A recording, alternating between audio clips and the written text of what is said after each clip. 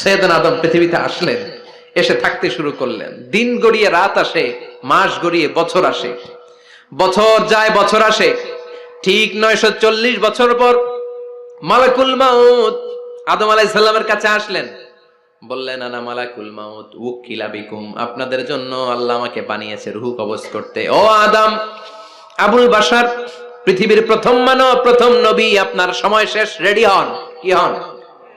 খেলা শুরু হবে, এখনই রূহ কবজ করে নিয়ে যাব। সাইয়েদনা আদম বলে, এখন আসছো কেন? আমার আরো 60 বছর বাকি আছে। মালাকুল মাউত বলে, না, আপনি রূহের জগতে আল্লাহর কাছে আপনার সন্তান দাউদকে কয় বছর দিয়েছিলেন? 60 বছর। এজন্য 940 বছর আপনার জন্য লেখা। আমি এখন আপনার রূহ কবজ করতে চাই। সাইয়েদনা আদম বলে, আমি মানি না, আমি কাউরে দেই নাই। 60 বছর আমি দেই নাই, আমি আরো বাঁচবো, আমি আরো বাঁচবো, 60 বছর আমি বাঁচবো, আমি দেই নাই। মিয়া যাও।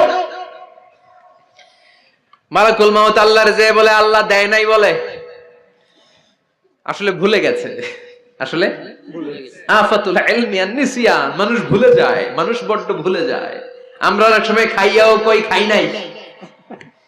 অনেক কিছু আপনি দিছিলেন কিন্তু ভুলে যাই, গলার নিচ দিয়ে নামার পরে কই তুমি কিচ্ছু দাও নাই। আছে না নাই?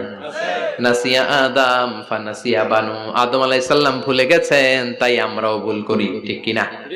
এজন্য আমাদের নেতারাও বলে এটা দেব ওটা দেব, নির্বাচনের পর সব ভুলে যায়।